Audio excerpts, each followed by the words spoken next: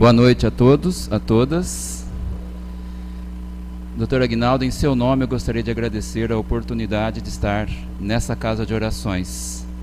É um prazer muito grande, uma honra estar aqui e neste momento, nesses minutos que teremos, nós tentaremos, conforme eu digo, estudar um pouco, refletir algo a respeito de um assunto relativamente novo nas abordagens nas casas espíritas. Essa é a 52ª, é o 52º centro onde eu apresento essa palestra, e em todos nós sentimos que realmente é um tema, parece-me, pela sensação que eu tive, que chegou o momento de ser abordado. Tudo tem seu momento.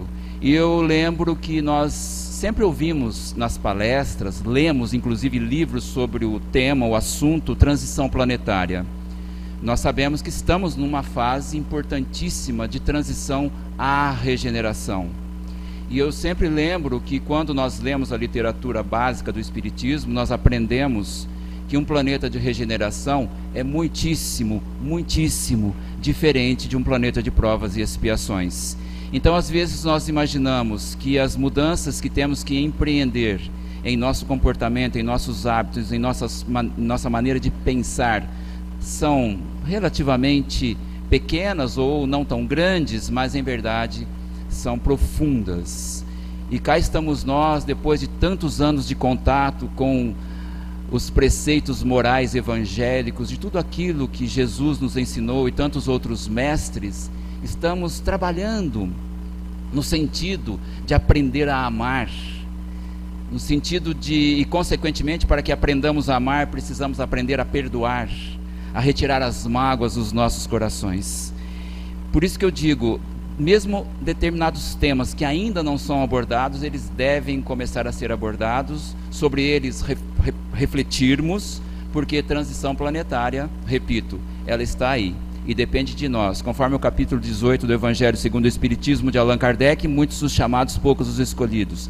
Todos nós fomos chamados, e nós seremos escolhidos não por um tribunal, nós seremos escolhidos por nós mesmos. Ou seja, queremos ou não queremos galgar os degraus da escala da evolução? Ponto final. Esse é o recado do capítulo 18. Então, para que isso aconteça, nós precisamos abordar todos os pontos, e a doutrina espírita é uma doutrina que nos faculta a reflexão, a discussão, o questionamento, sempre. Kardec, eu resumo aqui alguns pontos para que entendamos. Doutrina do livre-arbítrio. Vejam bem, ninguém impõe nada. Tudo aquilo que eu disser não se trata de uma imposição, não significa que amanhã devamos mudar algo, absolutamente não. Nós temos o livre-arbítrio para fazermos aquilo que nós acharmos que devamos fazer, ponto final. Então eu repito, esses minutos em que aqui permaneceremos serão minutos de estudo, de análise, de reflexão, simplesmente isso, não de imposição. Então, porque além de doutrina do livre-arbítrio, é ciência da vida espiritual. Ciência. O pilar científico do Espiritismo é o maior diferencial dele para as demais doutrinas clássicas. Porque, sob o ponto de vista do pilar religioso, que pode ser resumido numa palavra só, chamada amor, todas as doutrinas concordam. Então, o pilar científico, ele é um pilar que tem que ser explorado de uma forma mais profunda. A gente precisa entender as verdades que permeiam a natureza do universo. Não digo a natureza da Terra, a natureza do universo, porque nós somos espíritos universais. Há muitas moradas na casa do nosso Pai. Capítulo 3 do Evangelho segundo o Espiritismo. Portanto, vejamos ciência como algo dinâmico. A ciência não é estática, ela é dinâmica. Que, envolta pela filosofia e pelos preceitos morais evangélicos, permite que nos aprofundemos em busca da verdade consoladora. Único instrumento capaz de nos resgatar das profundezas do oceano das ilusões, onde grande parte da humanidade está mergulhada, lá nas profundezas geladas e escuras. Não fossem as ilusões e esse planeta já seria a regeneração. Essa violência que assistimos em todo o planeta realmente mostra que estamos iludidos. Então é preciso acordar, é preciso despertar, e só a verdade pode fazer isso. Nada mais do que a verdade. A imposição não resolve. O dogma não resolve. Pestalozzi já nos ensinou, o grande mestre de Kardec e mestre nosso. Em educação, o educador não impõe o conhecimento. Ele estimula o educando à autoconstrução. É isso que o Espiritismo nos prega. Por isso não há imposição.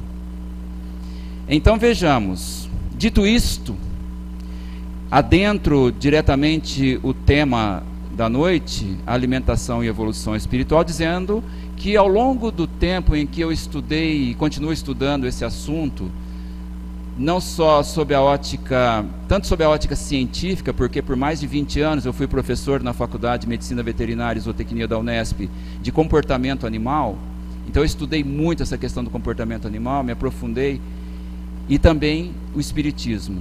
O que o Espiritismo diz sobre isso? Então, quando eu conversava com alguns irmãos sobre o assunto, alguns me diziam, e me dizem, falei, Edson, mas o Espiritismo não aborda esse tema. E eu digo, depois de ter estudado bastante, diz, aborda sim. Só que não de uma forma direta, de uma forma dispersa. E quando nós buscamos a vastidão da literatura espírita, buscamos os autores, os nossos mestres espirituais tão conhecidos, como Emmanuel, André Luiz, Gabriel Delany, etc. e tal, nós observamos que sim, a própria obra de Kardec, vocês verão, está lá sim, ensinado para nós os princípios da origem e evolução do espírito, que sintetiza tudo. Então eu digo aos meus irmãos, quando nós conversamos sobre o assunto, vamos lá no livro dos Espíritos, no capítulo em que Kardec trata das características dos planetas mais evoluídos, conforme eu já disse, como os planetas de regeneração, e lá ele já escreve, à medida que o espírito se purifica, o corpo que o reveste aproxima-se igualmente da natureza espiritual. A matéria é menos densa, ele já não se arrasta penosamente pela superfície do solo, suas necessidades físicas são menos grosseiras, não mais sendo preciso que os seres vivos se destruam mutuamente para se alimentarem. Allan Kardec, o Livro dos Espíritos. Muito bem, alimentação e evolução espiritual. Quem somos nós? Nós somos espíritos. Nós não temos espírito, nós somos espírito. Que temos, sim, um corpo físico, momentâneo. O perispírito, um duplo etérico. Ou seja, o ser, cada um de nós, é composto basicamente por esses 4 segmentos. A pergunta: o que acontece em um segmento repercute-se nos demais? Resposta: sim. Aquilo que eu ingiro para nutrir o corpo físico, o que é? O que contém? Contém o mesmo que circula numa casa como essa, de uma forma tênue, sutil, leve. Energia. Então, quando nós ingerimos o que quer que seja, nós estamos ingerindo energia. Kardec nos ensinou tudo, sem exceção, no universo, é transformação do fluido cósmico universal, da energia cósmica. tudo, sem exceção. Então não tem como separar uma coisa da outra. A energia não pode ser criada nem destruída, mas ela pode ser transformada, direcionada. E as nossas mentes têm essa capacidade. Então a pergunta que eu me faço: o que eu quero? Eu quero me envolver com o quê? Com energia pesada, densa, ou energia leve, sutil? Energia leve e sutil é sinônimo de saúde do todo. A visão holística nós precisamos ter. A saúde do todo, do espírito, do perispírito, do duplo etérico, do corpo físico, consequentemente. Então essa questão da dinâmica de energia é um ponto que nós precisamos estudar com muito carinho, com muito cuidado. Quando nós falamos em alimentação, uma palavra que vem à nossa mente, que está relacionada, é nutrição. A ciência da nutrição. E quando nós pensamos na ciência da nutrição, nós pensamos em quê? Na nutrição do corpo físico. Mas e quando nos alimentamos, conforme eu já disse, nós nutrimos apenas o corpo físico? Não. Segundo Gabriel Cousans, um médico nutrólogo norte-americano, que tem um livro intitulado Nutrição Espiritual, ele diz que nutrição é aquilo que absorvemos em nosso complexo corpo, mente e espírito em diferentes níveis de densidade que tenha sido precipitado da força cósmica.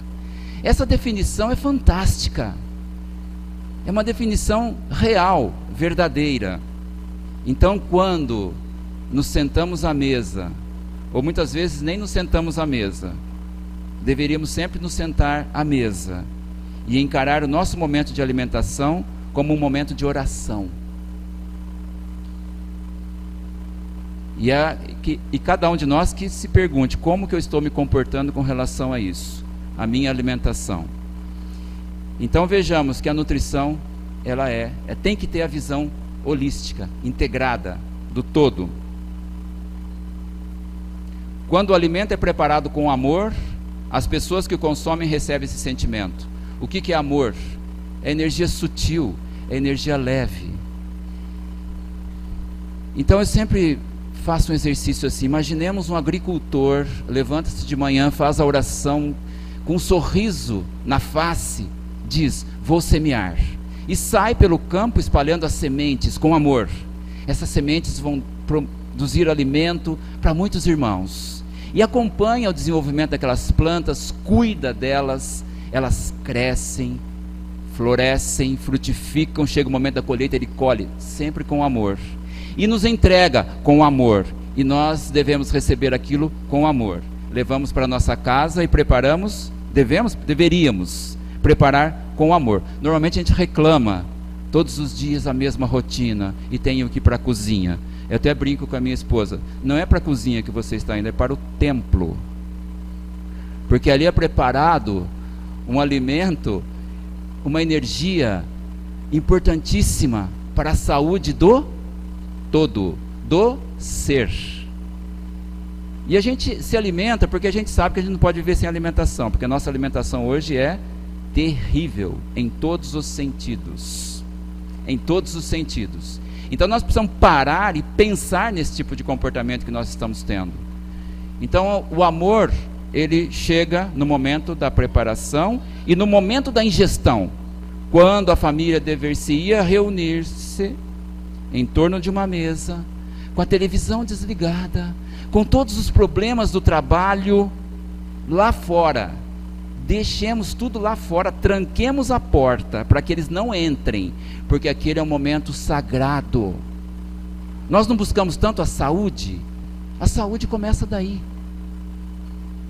Então isso é a alimentação verdadeira, onde nós primamos pela busca de um alimento com a energia mais sutil possível. Nem sempre é possível o ideal, mas que tentemos fazer o possível. Bem, um contraponto, não se assustem, porque, logicamente, eu vou explicar, eu vou colocar o que representa a alimentação com a carne. O que é a carne? É o músculo envolto por lipídios, por gordura, proveniente do sacrifício de animais. O que são animais? São espíritos em evolução. Então vamos entender, um espírito, a composição do ser animal é a mesma nossa, eu já adianto.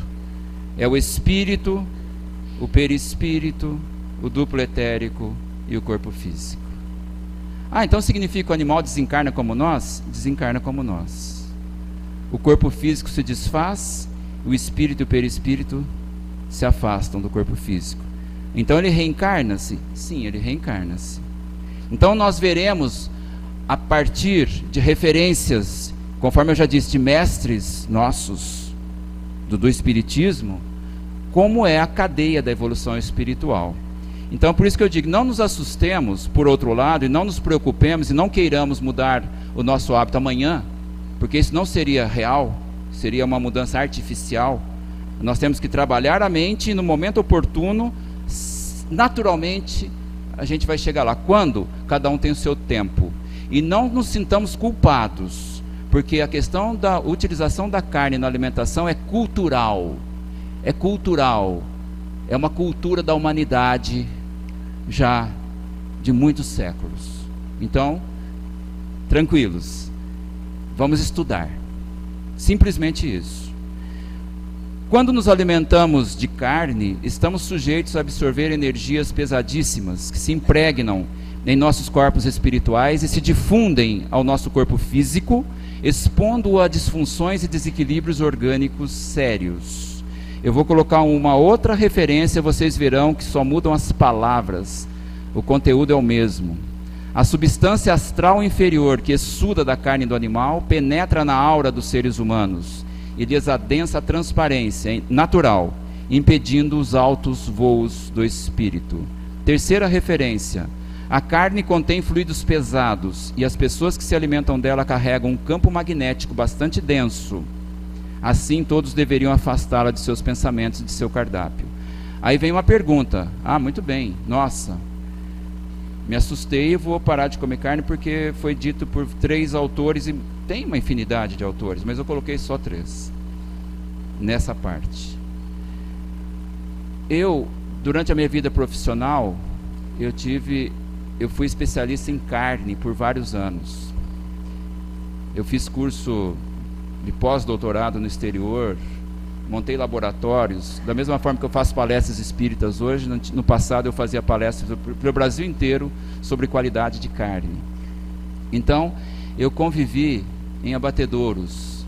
Não existe ambiente mais pesado, eu nunca entrei num ambiente energeticamente mais pesado do que um abatedouro. Então aí vem a explicação. Depois eu vim a entender, porque naquela época eu não entendia a questão espiritual. Então, estudando, eu vim a entender por quê. Imaginem que um abatedouro é uma linha de produção. Então, milhares, centenas de animais são abatidos por dia. Quando um corpo físico morre, ou quando um espírito desencarna, o que acontece com o duplo etérico? Ele também desintegra-se gradativamente. O que ele libera? A energia vital, o fluido vital, o princípio vital,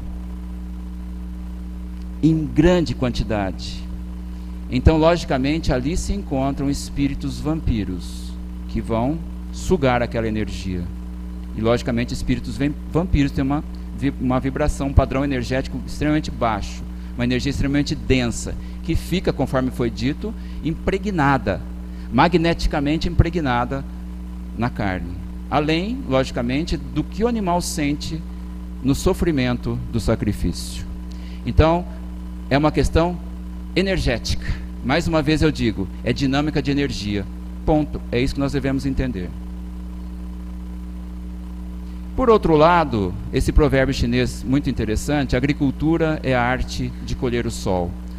A energia do sol é uma energia extremamente sutil, que nós temos à disposição, e é a energia que explica a vida biológica no planeta Terra.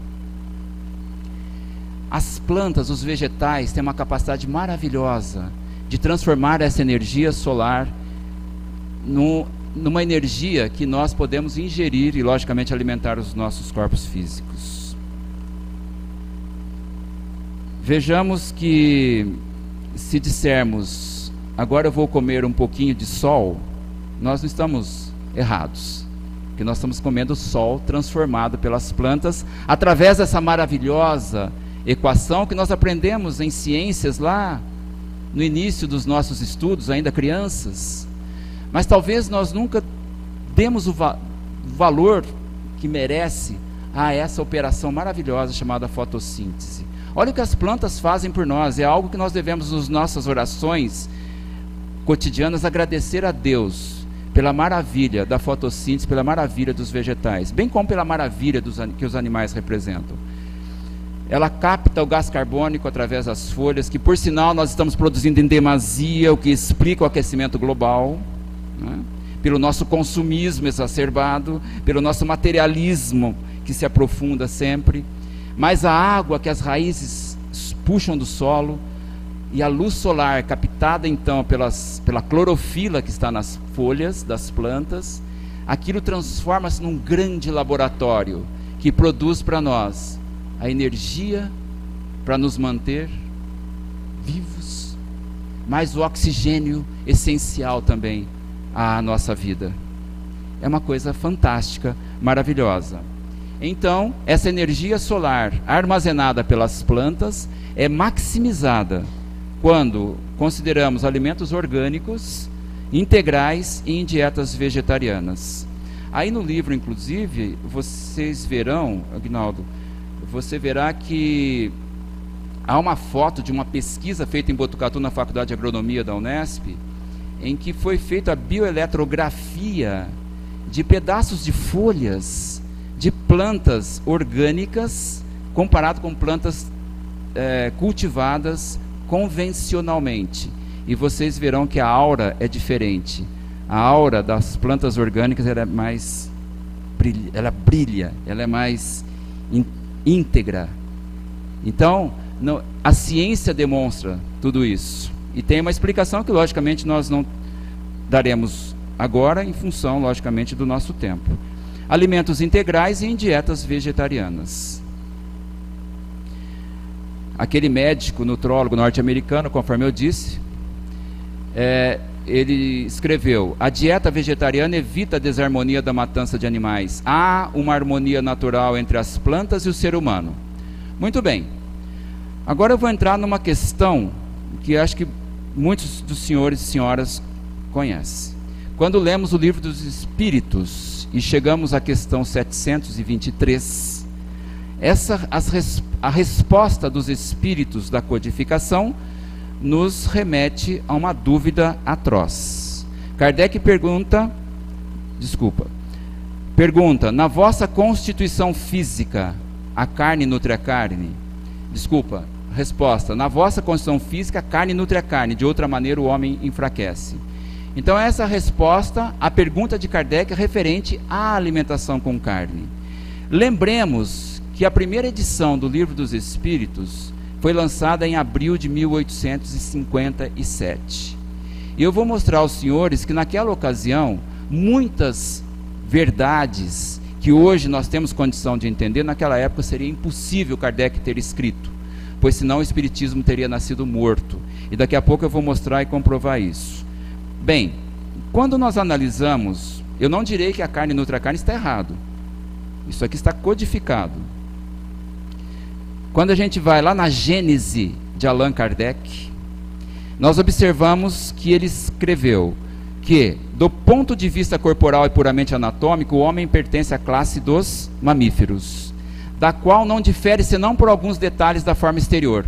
Quando nós analisamos essa foto, o que nós vemos aí? 2 mamíferos, com formas exteriores totalmente diferentes. Quanto ao mais, segue Kardec, tem a mesma composição que os animais. Ou seja, nós temos a mesma composição que os animais, os mesmos órgãos, as mesmas funções e os mesmos modos de nutrição, de respiração, de secreção, de reprodução. Nasce, vive, morre nas mesmas condições. E com a morte, seu corpo se decompõe como de tudo quanto vive. Preste atenção nesse final.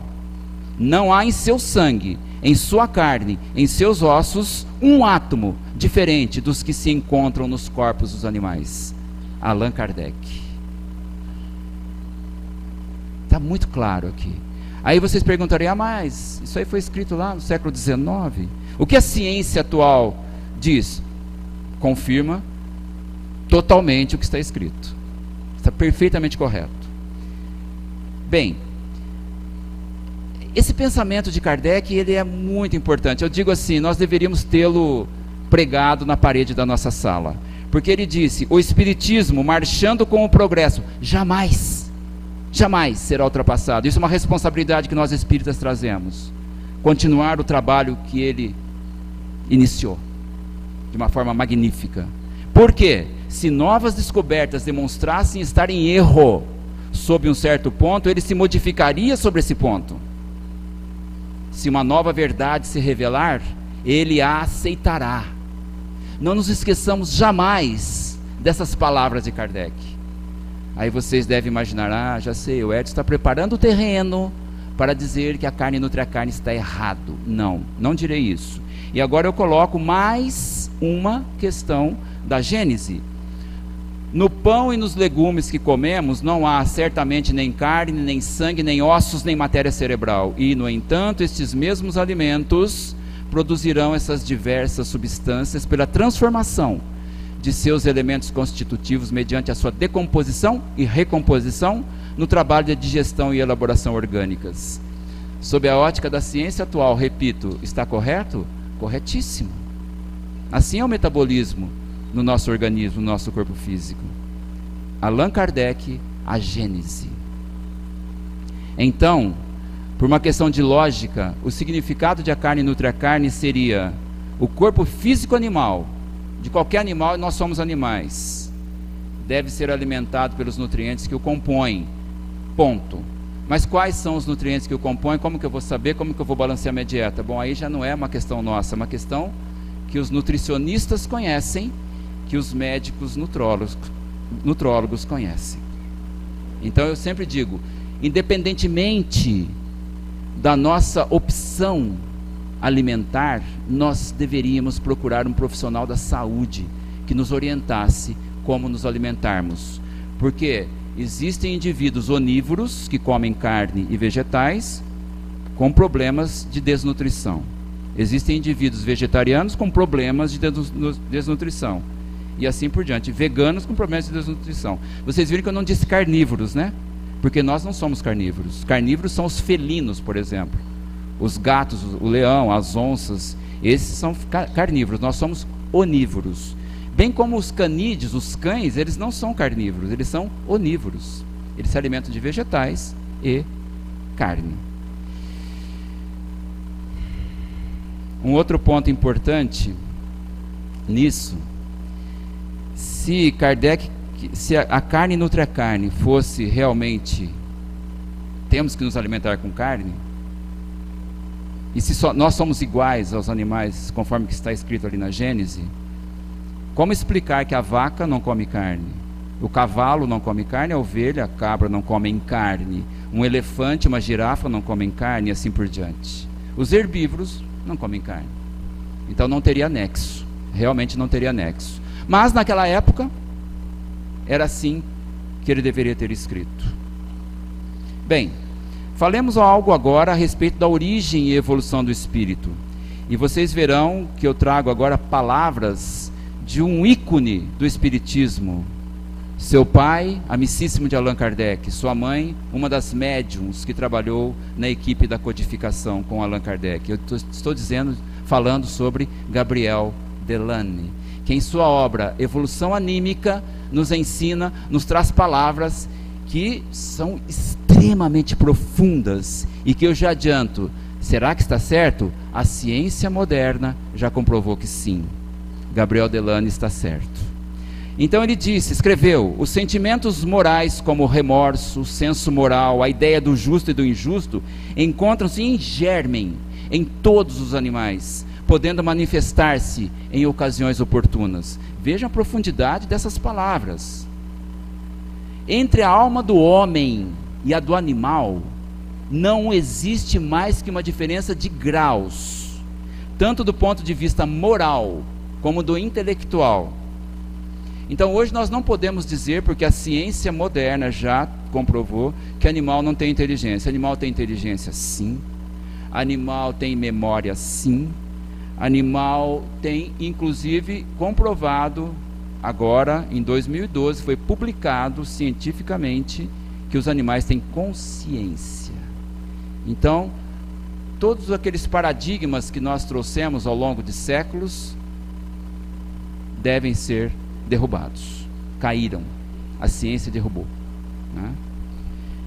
Vejamos, Delane continua. O agente imortal. O que é agente imortal? Espírito. Que anima todos os seres, é sempre uno e único. Uno e único. De início, manifestando-se sob as mais rudimentares formas, vai contudo aperfeiçoando-se pouco a pouco, ao mesmo tempo que se eleva na escala dos seres. Não só o homem é dotado de perispírito, até os mais insignificantes insetos o possuem. Então, quando nós pisamos num inseto, num besouro, numa barata, ela desencarna como nós? Sim, desencarna como nós. É ele, o perispírito, que contém o desenho prévio e que conduzirá o novo organismo ao devido lugar na escala morfológica, segundo o grau de evolução. Então, essas fotos mostrando diferentes espécies animais diferem morfologicamente. Porém, o que importa para nós estudarmos a evolução do espírito é o conteúdo da caixa craniana, é o cérebro, é o sistema nervoso. Então, conforme a evolução do sistema nervoso é compatível com o espírito que está naquele momento utilizando aquele corpo físico. Então nós evoluímos espiritualmente e consequentemente nós plasmaremos, à medida que evoluímos, um sistema nervoso diferente. Essa é a diferença. Agora, uma dúvida que sempre é perguntada: mas e os vegetais? Eles não são espíritos? Não. O Kardec afirma: não. Os vegetais têm o princípio vital, não o princípio inteligente.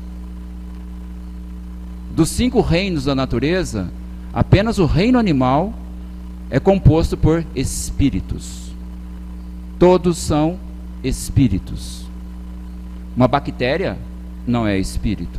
Ela tem o princípio vital. Um fungo não é espírito. E os vegetais não são espíritos. Aqui, lá na Gênese, Kardec escreve também aqui de uma forma clara, objetiva: todos os espíritos que agora animam corpos humanos, num passado distante, animaram animais, onde adquiriram atributos que hoje se apresentam nos seres humanos. Allan Kardec. Questão 597 do Livro dos Espíritos pergunta: visto que os animais têm uma inteligência que lhes dá uma certa liberdade de ação, há neles um princípio independente da matéria? Vejam que Kardec, ele não perguntou para os espíritos da codificação se os animais têm inteligência. Ele afirmou na pergunta: visto que os animais têm uma inteligência. Ele já afirmou. Resposta: sim, e que sobrevive ao corpo. O que é o princípio independente da matéria? Espírito. Na sequência, esse princípio é uma alma semelhante à do homem? Resposta: é também uma alma, porém inferior à do homem. É claro, nós estamos posicionados acima de todos eles. Isso é evidente. Mas façamos um exercício para a gente entender a nossa localização na escala da evolução espiritual. Vamos substituir animais por animais humanos. Visto que os homens têm uma inteligência que lhes dá uma certa liberdade de ação, há neles um princípio independente da matéria? Sim, e que sobrevive ao corpo. Esse princípio é uma alma semelhante à de Jesus? É também uma alma, porém inferior à de Jesus. Então a gente tem que se localizar na escala da evolução espiritual. Isso é até estimulante, porque a gente olha para trás E observe que nós já caminhamos muito, mas põe milhões de anos nisso. Milhões, para não dizer bilhões de anos. Porque a evolução ela é lenta e gradativa. Espiritual ou biológica. Elas são concomitantes. Pensemos nisso. Mas também quando a gente olha para cima, dá vontade de olhar para baixo de novo, né? Porque quando a gente vê Jesus, nem consegue ver Jesus ainda, né? Amor pleno. E cá estamos nós, em mais uma encarnação, engatinhando, tentando aprender a amar.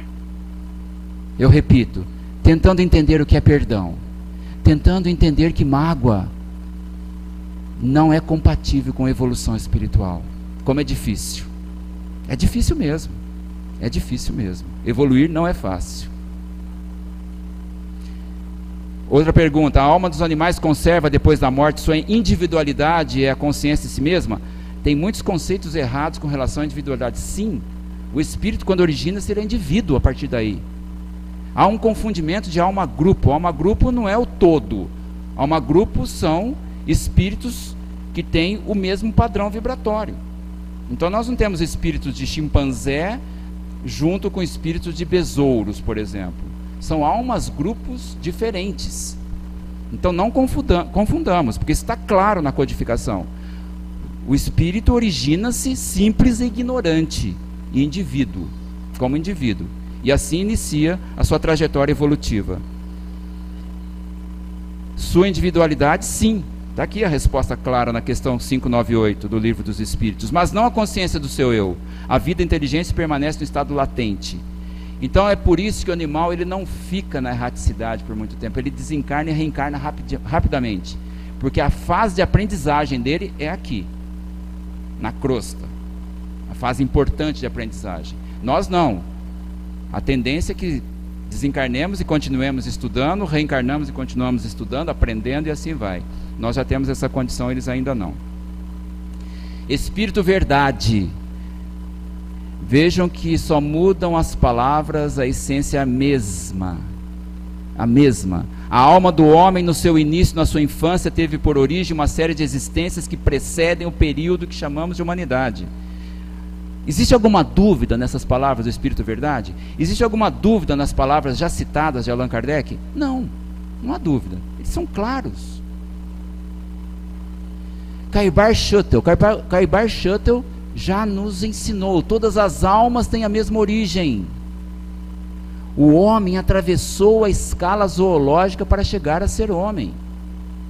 Mais uma referência convergente. Todas convergem para um único ponto. Não há divergências entre os nossos mestres espirituais. Observe essa figura. Linha superior, horizontal. Embriões de diferentes espécies. Nossa, que coincidência, são tão parecidos. Mas como que nós estamos aí no meio desses animais? Aprendamos a ser humildes, menos vaidosos. Nós somos animais e tivemos a mesma origem. Alexandre, na obra de André Luiz, nos ensina muito bem isso. Observem as fases mais avançadas do processo de desenvolvimento fetal, embrionário e fetal. Olha a similaridade. E tem outras analogias que não caberia nós falarmos aqui agora, logicamente, conforme eu já disse.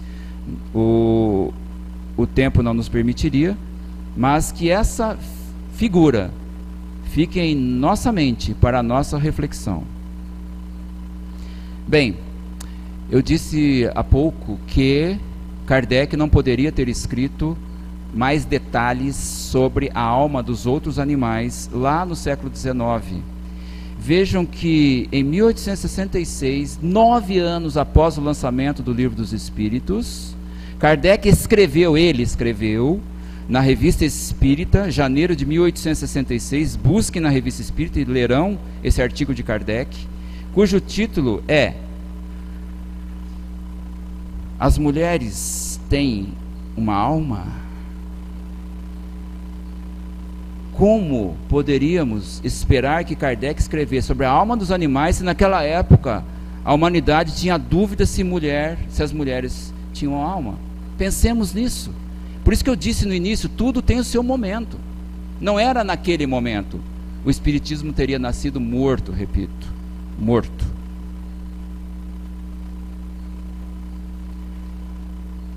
Não há diferenças fundamentais entre o homem e os animais nas suas faculdades mentais.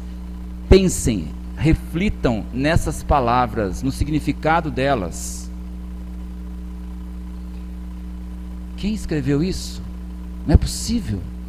Nada mais, nada menos que um espírito que foi contemporâneo de Kardec e que certamente foram preparados juntos para uma missão complementar. Kardec nos ensinou a origem e a evolução do espírito. E ele nos ensinou a origem e a evolução da vida biológica na Terra. Charles Darwin. Kardec publicou o Livro dos Espíritos em 1857. Darwin publicou A Origem das Espécies em 1859. Duas obras que abalaram os pilares da ciência e das religiões. E esse tremor nós sentimos até hoje. Na sequência, Darwin diz: os animais, como os homens, demonstram sentir prazer, dor, felicidade e sofrimento. E conforme eu já disse, a ciência atual, a etologia, que é a ciência que estuda o comportamento animal, comprovou cientificamente isso. E às vezes eu encontro até colegas de profissão que dizem: o animal não sente dor, é diferente. Eu falo, nossa, todos os animais sentem dor, sim. Sentem dor, sim. Sentem prazer, sofrem, alegres, ficam tristes, tudo que nós sentimos. E agora, um último achado da ciência foi impactante no mundo.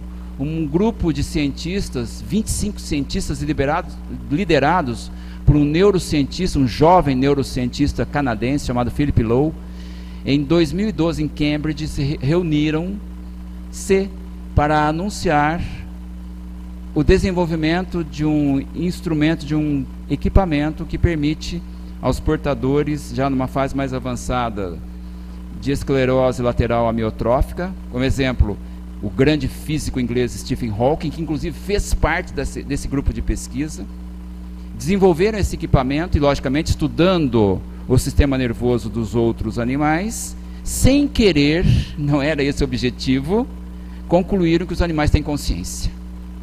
E nesse dia em Cambridge, quando anunciaram os resultados desse projeto de pesquisa fantástico, eles assinaram um documento que eu resumo assim: humanidade do planeta Terra, os animais têm consciência, façam dessa informação o que quiserem.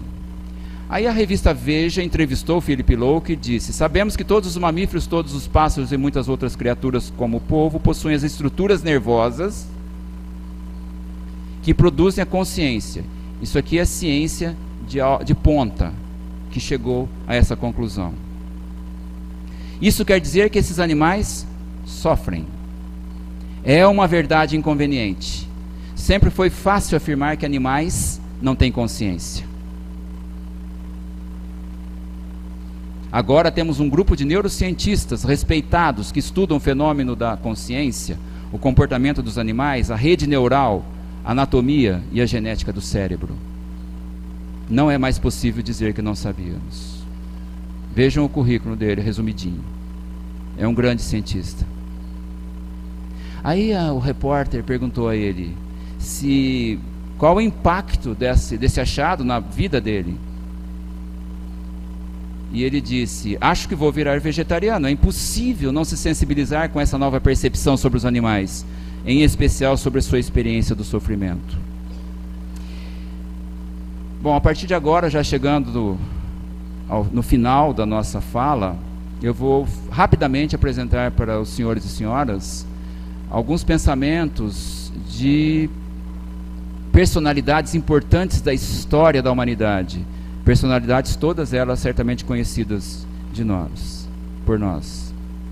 E começo por Siddhartha Gautama, o Buda, 5 séculos antes de Cristo, diz: Feliz seria a terra se todos os seres estivessem unidos pelos laços da benevolência e só se alimentassem de alimentos puros, sem derrame de sangue. Os dourados grãos que nascem para todos dariam para alimentar e dar fartura ao mundo. Pitágoras já sabia que os animais têm alma. Os animais dividem conosco o privilégio de ter uma alma. Pitágoras acrescenta: nunca molhes teu pão no sangue dos animais, nem nas lágrimas de teus semelhantes. Maomé, no Alcorão: uma boa ação feita a um animal é tão meritória quanto uma boa ação feita a um homem. João Paulo II: os animais possuem alma e devem ser amados por nós. Veja o que ele afirmou: os animais possuem alma. Estão tão próximos de Deus como estão os homens. Leonardo da Vinci: tempo virá em que os seres humanos se contentarão com uma alimentação vegetariana e julgarão a matança de um animal inocente, como hoje se julga o assassínio de um homem. Gandhi, o mestre da não violência: sinto que o progresso espiritual requer, em uma determinada etapa, que paremos de matar nossos companheiros, os animais, para a satisfação de nossos desejos corpóreos. Em meu pensamento, a vida de um cordeiro não é menos importante do que a vida de um ser humano. Francisco de Assis: não te envergonhes se às vezes animais estejam mais próximos de ti do que pessoas. Eles também são teus irmãos. Você precisa ser a mudança que quer ver no mundo. Nós reclamamos muito de tudo, né? Reclamamos do entorno. Mas o que eu estou fazendo para mudar aqui? Então é melhor eu começar aqui e deixar de reclamar do resto. Aqui está o pensamento do maior físico que a humanidade já conheceu, Albert Einstein, que era vegetariano. Nada beneficiará tanto a saúde humana e aumentará a chance de sobrevivência da vida na Terra quanto à evolução para uma dieta vegetariana. Eu poderia falar muito sobre só essas palavras aqui, as questões ambientais, as questões etc. Mas não é o caso. Ou seja, Einstein sabia o que estava dizendo. A ordem de vida vegetariana, por seus efeitos físicos, veja bem, o maior físico da humanidade diz: a ordem de vida vegetariana por seus efeitos físicos. O que são efeitos físicos? Exatamente aquilo que eu disse no início: a dinâmica da energia, comprovada aqui por Albert Einstein. Influenciará o temperamento dos homens de uma tal maneira que melhorará em muito o destino da humanidade. Um poema simples de Peter Rosiger, um poeta austríaco: o animal é como você, um coração que sente. O animal sabe, como você, a alegria e a dor. O animal é como você e suas aspirações. O animal tem, como você, o direito à vida. E agora um pensamento do grande escritor português, Fernando Pessoa: o homem não sabe mais que os outros animais, sabe menos. Eles sabem o que precisam saber, nós não. Eu comprovo essa afirmação de Fernando Pessoa com uma foto. Essa foto, vejam, lá em cima, as pegadas de tartarugas na praia. No meio, as pegadas de pássaros na praia. Embaixo, as pegadas de seres humanos na praia. Então quem está destruindo o planeta Terra não são os outros animais, somos nós. Isso também é algo que fica para nossa reflexão. Enquanto houver matadouros, haverá campos de batalha. Leão Tolstói. Vários autores comentam, inclusive com pesquisas por trás, que civilizações mais vegetarianas são mais serenas, são mais pacíficas. Desde Heródoto, o pai da história, inclusive eu cito no livro, ele já se referia a essa questão, em observações que ele fizera na época em que escreveu a sua obra. Se os matadouros tivessem paredes de vidro, todos seriam vegetarianos. O ex-Beatle Paul McCartney, que é um ativista da questão dos animais. Não me interessa nenhuma religião cujos princípios não melhoram nem tomam em consideração as condições dos animais. Abraham Lincoln. Um pouco mais a visão espírita, porque nós já apresentamos uma síntese importante das questões espíritas. Tudo se encadeia na natureza, desde o átomo primitivo até o arcanjo. Essa frase tão curta de Kardec, ela é fantástica, ela é profunda, ela nos explica muito. Joana de Ângeles, pela psicografia de Divaldo Pereira Franco: o princípio espiritual adquire experiências, emoções e conhecimento através do trânsito pelos diferentes reinos da natureza. Darúbio da Galileia: chegará o dia em que será extinta da terra a matança de animais que são espíritos, irmãos em estágio inferior ao homem, mas igualmente filhos de Deus, cujas vidas ainda são lamentavelmente sacrificadas para alimentar o apetite grosseiro do homem impuro. Cooperemos no despertar dos homens, nossos irmãos, relativamente ao nosso débito para com a natureza maternal. Auxiliemos o homem a amar a terra antes de explorá-la no sentido inferior, a valer-se da cooperação dos animais, sim, sem os recursos do extermínio. Aniceto, por André Luiz, pela psicografia de Chico Xavier.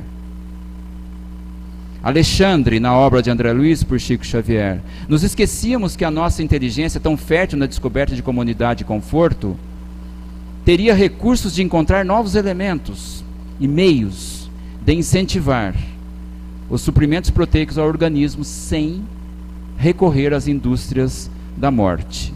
É assim que André Luiz se refere ao sacrifício de animais em sua obra. Emmanuel, pela psicografia de Chico Xavier: estudo atento e carinhosamente o evolucionismo do princípio espiritual através das espécies, sentindo-me à vontade para declarar que já nos debatemos no seu acanhado círculo evolutivo. São eles os nossos parentes próximos, apesar da teimosia de quantos persistem em o não reconhecer. Humberto de Campos, pela psicografia de Chico Xavier: comece a renovação de seus costumes pelo prato de cada dia. Diminua gradativamente a volúpia de comer carne. Esse hábito é um tormento depois da grande transição. Chico Xavier: nós, seres humanos, estamos na natureza para auxiliar o progresso dos animais na mesma proporção que os anjos estão para nos auxiliar. Portanto, quem maltrata um animal é alguém que não aprendeu a amar. Chegando já ao final, eu apresento um pensamento de Irvênia Prada, uma médica veterinária, professora aposentada da Universidade de São Paulo, Faculdade de Medicina Veterinária, espírita, autora de 2 livros sobre a alma dos animais, palestrante no Brasil e no exterior sobre o assunto. Eles pensam, raciocinam para resolver seus problemas, sabem montar estratégias de comportamento. Isso que ela está escrevendo aqui são evidências científicas. O que nos leva a pensar que são seres sencientes. Ser senciente é o ser que sente prazer, tristeza, dor, alegria. Cai a subjugação, entram a cooperação, o entendimento, o respeito a tudo e a todos. Portanto, os animais são nossos irmãos. E agora eu vou passar o último slide, que é um pensamento bastante interessante, de um mestre oriental chamado Babaji Ananda. Não é deixando de comer carnes que o ser se espiritualiza, é se espiritualizando que ele deixa de comer carnes. Por isso que eu disse no início, tudo na nossa vida, na nossa trajetória evolutiva, tem o seu momento. O que nós devemos é trabalhar o nosso interior, a nossa mente, buscar subsídios, colher subsídios, tirar dúvidas, questionar, estudar e, consequentemente, evoluir. Que a paz de Jesus, nosso Mestre, esteja sempre conosco nessa jornada evolutiva árdua, difícil, porém compensadora. Que assim seja.